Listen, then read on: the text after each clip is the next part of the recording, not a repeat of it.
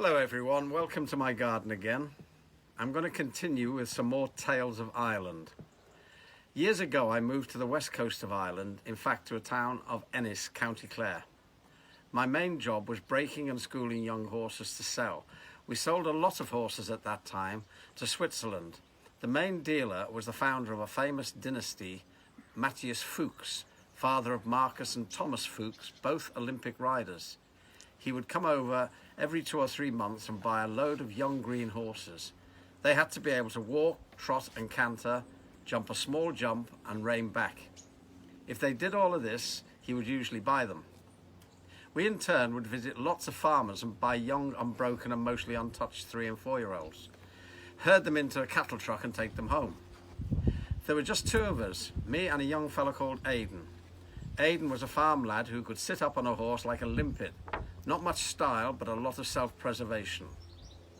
So back in history, the farmers would have an Irish draft mare or 2 they used to work on the farms.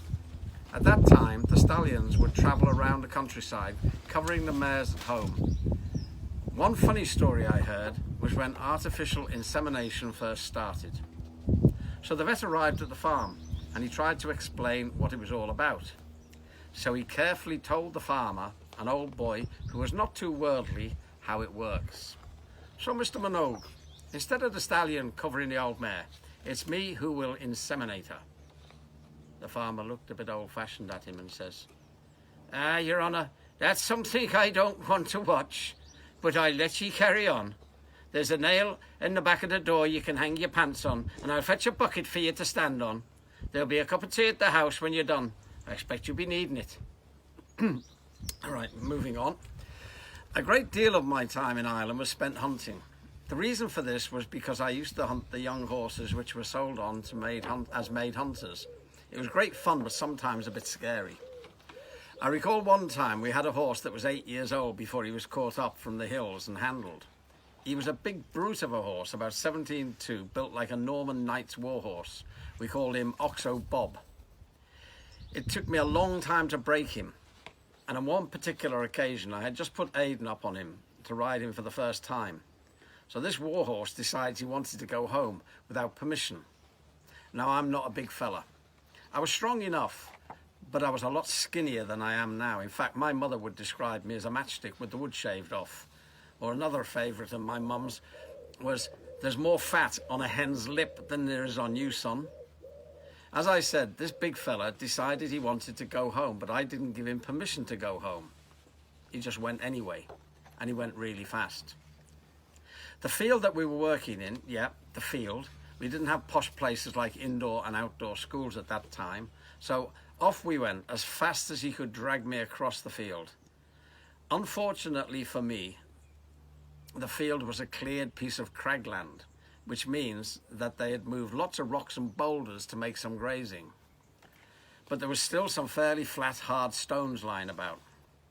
So there I am, holding onto the line attached to this war horse.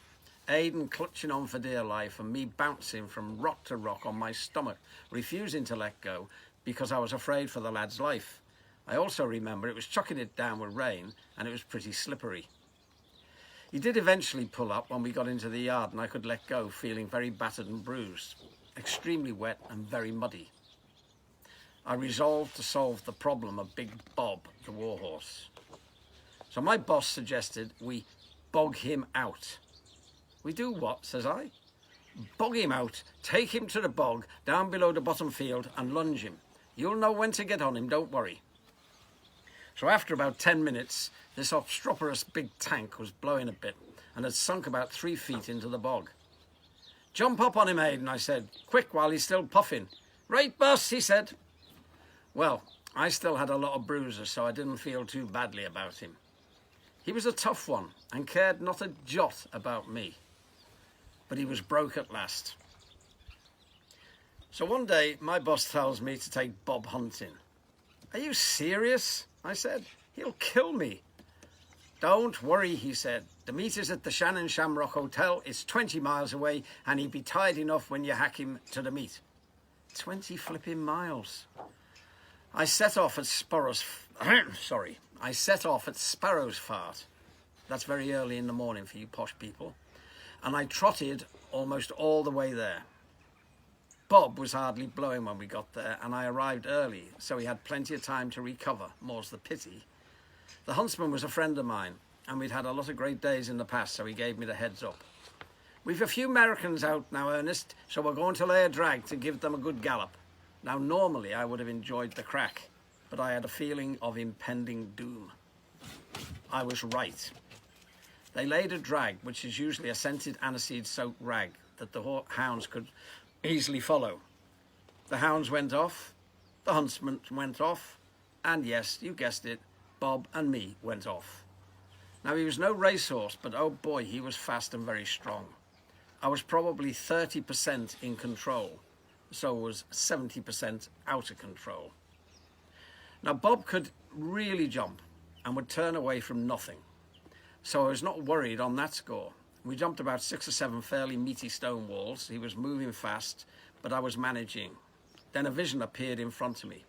It looked like the Puissance Wall or the freak wave in the film The Perfect Storm, but was made of solid, dry stone. Most likely it was about 1 meter 30, but looked a lot bigger and more solid. A lot of people were turning away, but I had no choice. My warhorse just took it on. My bowels nearly took a turn for the worse when I looked down on the landing. It seemed in my mind about 10 foot of a drop with the hill going away from me. I looked to my right and there was just one horse jumping up sides me. It was a scruffy looking cob with an old farming fella sitting back in the saddle, wellies, baggy trousers, ropes for reins, worn out old hat and a tweed coat from the 50s. A bloody pipe in his mouth. He looked at me, winked and shouted, "Sure, 'tis a hardy drop now." The mother of all understatements. Bob landed and went down the hill like all the furies of hell.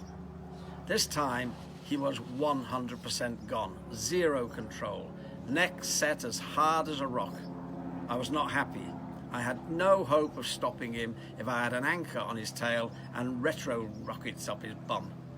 My only chance was a big old solid oak tree in the middle of the field. I thought if I aimed at this the best way we could, he would stop one way or another. We did stop one way or another. Stupid horse hardly saw it, hit his head on it and dropped like a stone. I thought, shit, I've killed him. Not Bob. He shook his head, got up, looked at me with baleful eyes as if to say, "Is that all you've got?" I felt like kicking him to death, but I patted him, got on him and rode the 20 miles home. He actually turned into a very fair international show jumper and was eventually sold to Italy, where he jumped on at the highest level with one of Italy's greatest, Graziano Mancinelli. I remember seeing him once jumping in the ring, and he had the biggest bit I've ever seen in my life, and Mancinelli was no wimp. The horse world has been good to me, mostly because I was steered in the right direction by people who knew their stuff. I have always had an interest in helping people and keen to give them the benefit of my 55 plus years in the business. I enjoy coaching at every level in both show jumping and eventing. So if you can't get me physically, or I can't get to you, then why not take advantage of my online mentoring service? Please contact me for any details. I've got more stories to come, some more from Ireland. I hope you're enjoying them, and thank you for listening. Oh, and by the way, if we've got any waistcoat designers or manufacturers or stockists, don't be shy. Just maybe you could sponsor me, because I'm running out of waistcoats and I do love them. Oh, thank you for listening.